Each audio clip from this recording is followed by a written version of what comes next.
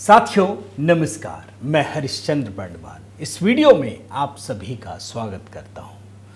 दोस्तों, आज मोदी जी की एक प्रचंड जीत के बारे में बताने जा रहा हूं। मेन स्ट्रीम मीडिया ने नहीं दिखाया दोस्तों, मैं अभी से डिस्क्लेमर डाल देता हूं, नहीं दिखाया।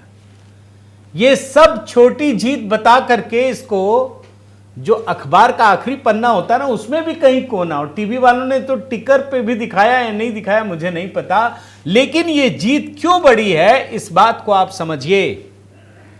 एक ऐसा राज्य जहां 87% आबादी ईसाइयों की है, क्रिश्चियंस की है, उस राज्य में मोदी जी ने प्रचंड जीत हासिल की है।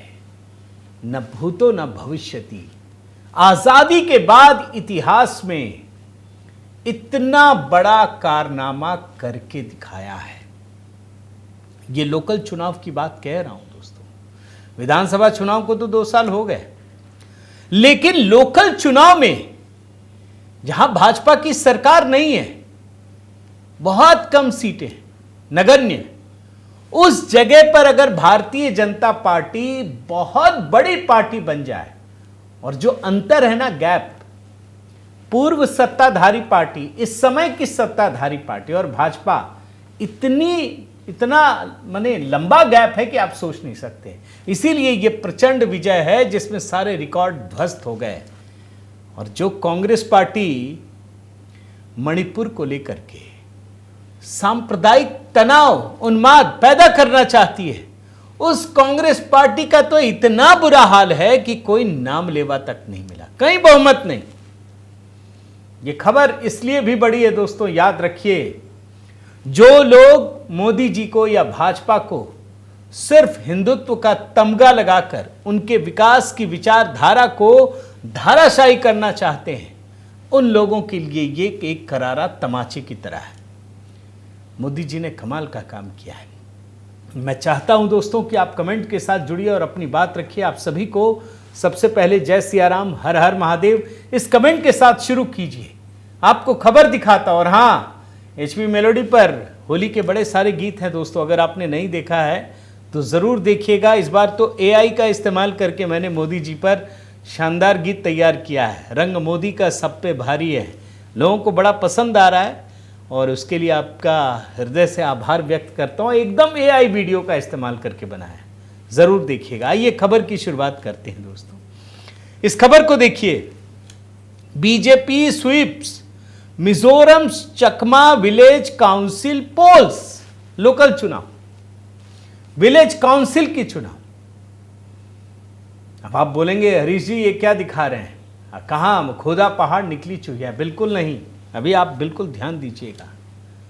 अगर कोई चुहिया वाला चुनाव होता ना, तो ऐसा नहीं कि देश के गृह मंत्री, भारतीय जनता पार्टी के राष्ट्रीय अध्यक्ष, केंद्रीय मंत्री जेपी नड्डा, सारे लोग इसका जश्न मनाते। एक बहुत बड़ी विजय, बहुत बड़ी विजय। यह विजय क्यों बड़ी है दोस्तों, अभी मैं आपको मिजोरम का पूरा गणित समझाता हूं, जनसंख्या का भी, किसको कितनी सीटें आई हैं। और ये जो लोकल चुनाव होते हैं ना दोस्तों, यही बेस होता है। याद रखिए, अगर कहीं पर किसी की सरकार है ना, किसी पार्टी की, तो लोकल चुनाव में कभी जीत सकते ही नहीं, सामान्य रूप से। यहां हुआ है। मैं आपको फाइनल रिजल्ट बताता हूं। विलेज काउंसिल में भारतीय जनता पार्टी को 64 में जीत मिली है। 64 का मतलब आपको समझ में नहीं आएगा जब तक बाकी ना बताऊं। कांग्रेस 0, एक भी नहीं, एक भी विलेज काउंसिल में नहीं। यह क्रिश्चियन बहुल राज्य है। इसके अलावा एमएनएफ 8, जेडपीएम जो सत्ताधारी पार्टी है सिर्फ 12, इंडिपेंडेंट 2, और इंडिपेंडेंस के बाद मैं आपको जैसा कह रहा हूं ना दोस्तों, BJP wins Mizoram local polls for the first time since independence. ये जो स्थानीय चुनाव हुए ना मिजोरम के, आजादी के बाद पहली बार भारतीय जनता पार्टी ने जीत हासिल की है। मैं सीट वाइज आपको रिजल्ट बताता हूं और पूरा रिजल्ट बताता हूं। अब देखिए, भारतीय जनता पार्टी को 364 सीटें, 364, कांग्रेस को सिर्फ 2। पूरा कहां 364 और कहां 2। ZPM सत्ताधारी 83, NPF MNF 46, इंडिपेंडेंट 21। कमाल है दोस्तों, कमाल है। दक्षिण मिजोरम के मैं कुछ चीजें आपको बताता हूं। लॉन्ग तलाई जिले में चकमा स्वायत्त जिला परिषद में भाजपा ने ग्राम परिषद चुनाव में 88 में से 64 परिषदों में बहुमत हासिल किया। और जो मिजोरम में सत्ताधारी पार्टी है जोराम पीपल्स मूवमेंट ZPM, जिसके बारे में बता रहा हूं, सिर्फ 12 ग्राम परिषदों में बहुमत दूसरे स्थान पर रही। मिजो नेशनल फ्रंट, इससे पहले की सरकार थी, 8 ग्राम परिषदों में। कांग्रेस इन 88 ग्राम परिषदों में किसी में भी बहुमत हासिल नहीं कर पाई। और राज्य निर्वाचन आयोग की वेबसाइट के अनुसार मैं आपको बताऊं, कुल 516 सीट थे, जिसमें 88 महिलाओं के लिए आरक्षित। भाजपा ने, जैसा कि मैंने आपको बताया दोस्तों, करीब 350 से अधिक 364 या 366 सीट, ZPM 81, MNF 45, कांग्रेस सिर्फ 2 सीटें, बल्कि इससे अधिक तो निर्दलीय रहे, जो 22 सीटों पर जिन्हें जीत मिली है। अब ये क्यों बढ़ा है, बड़े ध्यान से समझिए। ये मिजोरम एक ऐसा राज्य है दोस्तों, जहां हिंदुओं की आबादी जानते कितनी है? सिर्फ 2%। मुसलमानों की सिर्फ 2%। तो है किसकी? 87% आबादी क्रिश्चियन की है। 87% ये हिंदुओं के लिए अल्पसंख्यक राज्य है मिजोरम।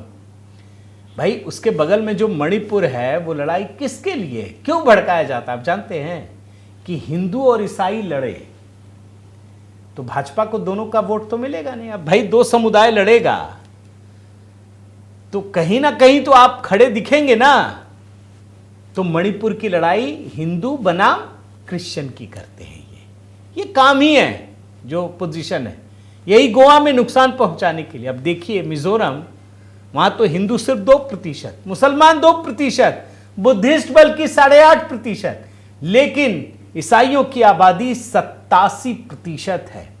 जो 2011 का सेंसस है दोस्तों, उसके मुताबिक मैं देख रहा हूं करीब 11 लाख आबादी है। अब आप खुद अंदाजा लगाइए दोस्तों। और मैं मिजोरम का पूरा इतिहास चेक करने की कोशिश कर रहा था।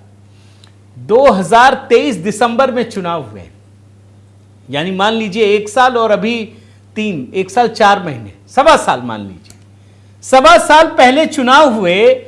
और वहां पर जोरम पीपल्स मूवमेंट ने मिजो नेशनल फ्रंट को सत्ता से बेदखल कर दिया। ZPM ने 27 सीटें जीती, MNF ने 10 सीटें। भाजपा को कितना जानते हैं? सिर्फ 2 सीटें, कांग्रेस को 1 सीट। अब अगर उस जगह पर जहां भाजपा को सिर्फ 2 सीटें मिली हैं, कांग्रेस को 1, ZPM को 27, MNF को 10 सीटें, उस जगह पर अगर भाजपा दोस्तों 364 या 366 सीटों पर कब्जा जमाती है और ZPM सिर्फ 83, तो आप समझिए कि ये कितनी बड़ी जीत है। और वो भी एक ऐसे राज्य में जो पूरी तरह से ईसाई बहुल सीट है। अब आपके मन में यह सवाल उठेगा दोस्तों कि आखिर ये चमत्कार हो कैसे रहा है? तो इसकी वजह जान लीजिए, जानना जरूरी है। ये विकास मॉडल है। इसकी वजह यह है दोस्तों कि प्रधानमंत्री मोदी लगातार नॉर्थ ईस्ट के राज्यों को, जिसे अछूता छोड़ दिया जाता था, उसको प्राथमिकता दे रहे हैं। वहां विकास कार्यों पर फोकस करते। उन्होंने तय किया था 2014 में, आप याद कीजिए उससे पहले के समय कालखंड को। उस समय क्या था? नॉर्थ ईस्ट के लोगों को ऐसा माना जाता था जैसे वो चीन के करीब हैं, बर्मा के करीब हैं। पीएम मोदी ने कहा नहीं भैया, ये भी देश के लोग हैं, इनका गांव जो है ना वो पहला गांव है, प्रथम गांव है। उन्होंने तय किया कि उनके केंद्रीय मंत्रिमंडल का कोई ना कोई मंत्री 15 दिनों में एक बार दौरा करे। कोई ना कोई मंत्री वहां रहे, वहां 1 आध दिन रहे और देखिए, जब मैं खबर ही बता रहा हूं ना, उस समय भी केंद्रीय गृह मंत्री 3 दिनों के दौरे पर असम और मिजोरम में है। आप सोचिए भैया, आज मणिपुर हिंसा को लेकर भाजपा को, मोदी जी को बदनाम करने की कोशिश होती है, लेकिन सच्चाई इसके ठीक विपरीत है। आपको बताता हूं, आज अगर पूरे नॉर्थ ईस्ट को देखिएगा ना दोस्तों, तो वहां जो हिंसा की घटनाएं कांग्रेस के समय में होती थी, उसमें बहुत तेजी से कमी आई है। आपको मैं बताऊं, मैं 2004 से 2014 के बीच 11,000 हिंसक घटनाएं हुई थी, जबकि 2014 से 2024 के बीच सिर्फ 3,428 रह गई। यानी हिंसक घटनाएं जो कांग्रेस के समय हुई और जो भाजपा के समय 70% की कमी आई।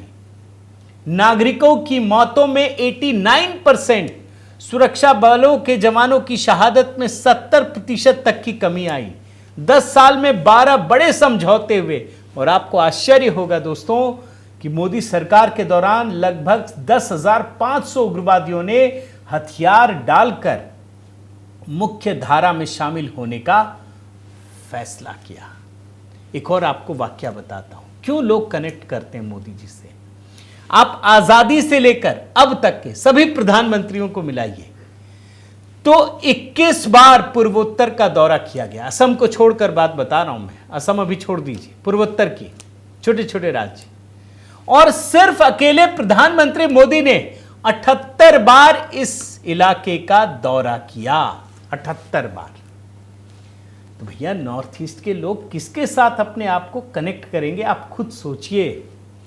और अब देखिए, जिस मणिपुर की भी बात हो रही है ना, मैं आपको उसकी खबर भी दिखाता हूं। ये लोग तो सियासी रोटी सेकते हैं, लेकिन वो मणिपुर भी शांति के रास्ते पर लौट रहा है। और गृह मंत्री अमित शाह ने सुरक्षा बलों को 8 मार्च से राज्य के सभी मार्गों से बैरिकेड हटाने का निर्देश दिया है।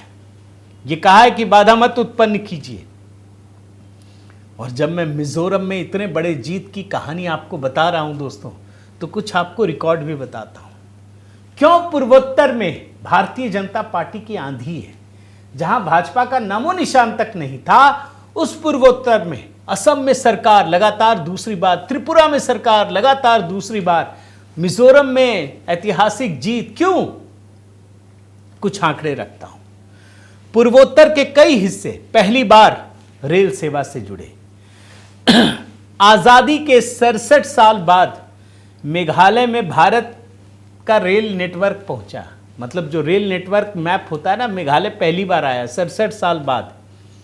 नागालैंड को 100 साल बाद अपना दूसरा रेलवे स्टेशन मिला। पहली मालगाड़ी मणिपुर के रानी गाई दिनल्यू रेलवे स्टेशन पहुंची। पूर्वोत्तर को अपना पहला सेमी हाई स्पीड ट्रेन मिला मोदी जी में। सिक्किम को पहला हवाई अड्डा मिला। मोदी जी उड़ान योजना चलाते हैं, जानते हैं ना। इसके तहत पहली बार हवाई अड्डों की संख्या मोदी जी तक 9 थी, अब 17 हो गई है। 2014 से पहले पूर्वोत्तर में सिर्फ एक राष्ट्रीय जलमार्ग था, अब 5 है। तो यह बदलाव है दोस्तों। इस बदलाव को पूर्वोत्तर की जनता महसूस कर रही है। उसमें धर्म का कोई भी भेद नहीं है। ये ईसाई भी महसूस कर रहे हैं जो क्रिश्चियन हैं। और इसीलिए एक ईसाई बहुल राज्य में स्थानीय चुनाव में मिजोरम में मोदी जी की प्रचंड जीत मिली है। आप इस खबर को कैसे देखते हैं दोस्तों? अपने कमेंट दीजिए। क्या कांग्रेस जो साजिश रच रही है, क्या वो साजिश धीरे धीरे एक्सपोज हो रही है, जनता समझ रही है? आप अपने कमेंट जरूर कीजिएगा दोस्तों। साथ ही आपसे निवेदन करता हूं कि अगर आपने इस चैनल को सब्सक्राइब नहीं किया है तो ज़रूर कीजिए। देखिए, अब 1 मिलियन में ज़्यादा नहीं बचा है। आप थोड़ा ज़ोर लगाएंगे तो जल्दी होगा। और HB मेलोडी से अगर आप नहीं जुड़े हैं तो ज़रूर जुड़िए दोस्तों। बहुत बहुत धन्यवाद। जय सिया राम।